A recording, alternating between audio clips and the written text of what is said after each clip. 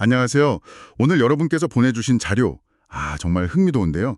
철학, 특히 루돌프 슈타이너가 말하는 인지학, 그러니까 엔트로포소피어. 이걸 일반 인지학, 엔트로폴로지랑 비교하면서 깊이 파고드는 내용이더라고요. 슈타이너 생각이나 비판, 또 프란츠 브렌타너라는 철학자랑 어떻게 연결되는지 그런 것까지요. 네, 맞아요. 이 슈타이너 인지학이 감각 세계 너머의 영역 있잖아요. 그 영적 세계. 거기를 탐구하려고 우리 안에 어떤 정신적 인식 능력을 개발하자. 이런 이야기입니다. 그리고 이게 왜 그냥 신비주의나 보통 철학이랑은 다르다고 하는지 그걸 좀 설명하려는 거죠. 좋습니다. 그럼 바로 그 지점부터 한번 파고 들어가 보죠. 이번 탐구 목표는 인지학에서 말하는 영적 인식, 이게 도대체 뭐고 근거는 뭔지, 또 왜 그렇게 오해를 많이 받는지 그 핵심을 좀 명확하게 짚어보는 겁니다. 자, 여러분도 함께 해주시죠. 우선 자료에서 일반 인지학, 엔트로폴로지하고 슈타이너의 인지학, 엔트로포소피를 딱 구분하고 시작하던데요. 그러니까 일반 인지학은 정신 개념을 감각 경험에 연결시키려고 하는데 슈타이너는 그게 아니라는 거죠. 정신 개념 자체가 영혼 안에서 혼자 힘으로 독자적으로 막 생명력을 갖고 발전할 수 있다. 이렇게 봤다는 거잖아요. 그렇습니다. 바로 그 발전 과정에서 영적 인식기관, 독일어로는 가이스트 오르가네어라고 하죠. 이런 게 생긴다고 주장을 해요. 뭐랄까, 우리가 눈으로 사물을 보듯이 영적인 세계를 인식하는 그런 내면의 감각 같은 거랄까요? 근데 중요한 건 이게 뇌라던가 어떤 신체 기관이랑은 전혀 관계가 없다는 거예요. 순수하게 영혼적인 차원의 능력이다. 이걸 엄청 강조합니다. 그래서 이걸 육체적인 거랑 혼동하면 그건 병적인 상태다. 이렇게 아주 엄격하게 선을 긋죠. 하지만 바로 거기서 많은 분들이 좀 하실 것 같아요. 영적 인식기관이라니. 그게 환각이나 아니면 어떤 심리적인 착각이랑은 어떻게 다른 건가요? 이게 쉽게 오해받는 이유가 있을 텐데요. 네, 자료에서도 그 이유를 우리가 이 감각 경험이 너무 익숙해서 그렇다고 지적해요. 그러니까 눈에 안 보이고 손에 안 잡히는 거, 그런 순수하게 정신적인 걸 포착하는 훈련이 잘 안 돼 있다는 거죠. 아하. 비유하자면 평생 흑백 TV만 본 사람한테 갑자기 색깔을 설명하려는 것과 비슷할 수도 있겠네요.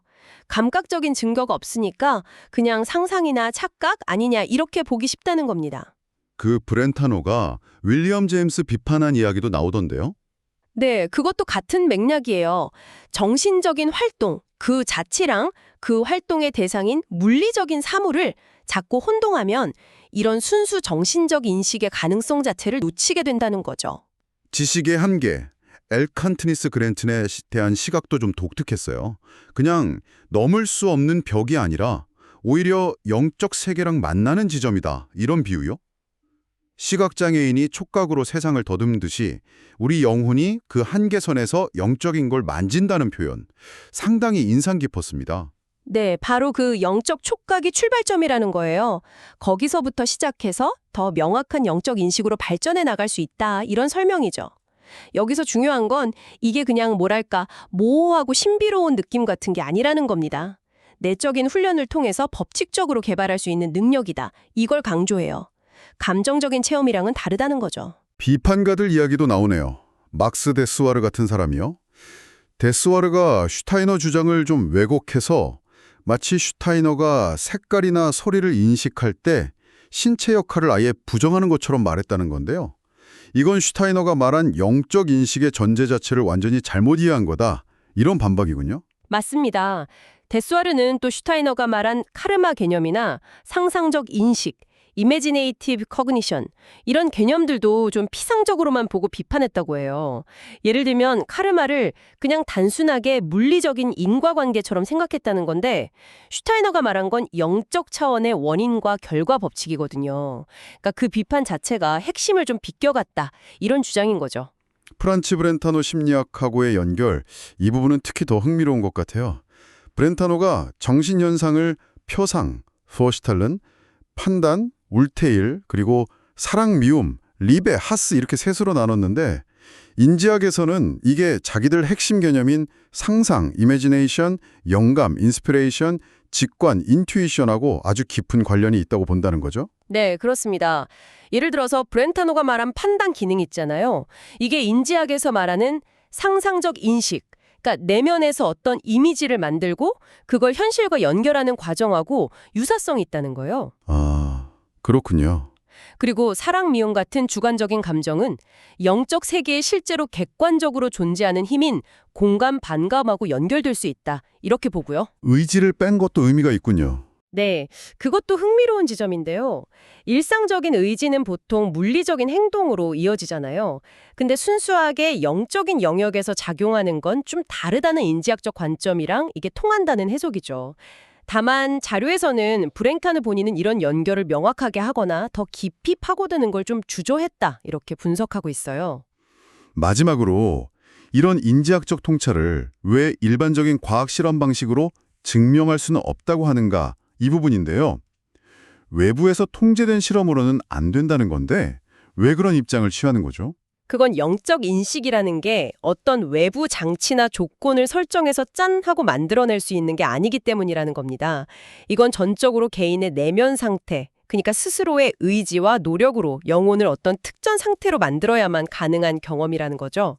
아, 내적인 조건이 중요하다는 거군요. 그렇죠. 외부에서 억지로 조건을 만들려고 하면 오히려 그 섬세한 내적 상태를 방해할 뿐이라고 주장해요. 그래서 진짜 증명은 각 개인이 스스로 그 인식 능력을 개발해 나가는 그 내적인 여정을 통해서만 가능하다 이렇게 보는 겁니다. 오늘 살펴본 자료들, 결국 인지학이라는 게 감각 너머의 세계를 인식하는 어떤 길을 제시하려고 하는 거네요. 그리고 그게 단순한 환상이나 믿음의 문제가 아니라 개발 가능한 인간의 잠재 능력이다 이렇게 주장하는 내용이었고요. 특히 브렌타노와의 비교는 그 철학적인 뿌리를 좀 더듬어 볼 수 있게 해줘서 흥미로웠습니다. 네, 여기서 정말 중요한 건 인지학이 결코 우리가 지금 가진 정상적인 일상의식을 부정하거나 그걸 대체하려는 게 아니라는 점이에요. 오히려 아주 건강하고 명료한 그런 일상의식을 딱 기반으로 해서 그 위에다가 한 단계 더 높은 인식 능력을 쌓아 올리는 과정이다. 이렇게 설명하고 있다는 거죠. 오늘 탐구를 마무리하면서 이런 생각을 좀 해보게 되네요. 우리가 흔히 여기까지가 한계야 라고 생각하는 지점들이 있잖아요. 그게 정말 끝일까요? 어쩌면 그건 우리가 아직 사용법을 배우지 못한 우리 안에 또 다른 종류의 감각으로 열 수 있는 그런 문일지도 모른다는 생각? 마치 꾸준히 연습해서 새로운 기술을 배우거나 근육을 단련하는 것처럼 말이죠. 여러분은 어떻게 생각하시나요?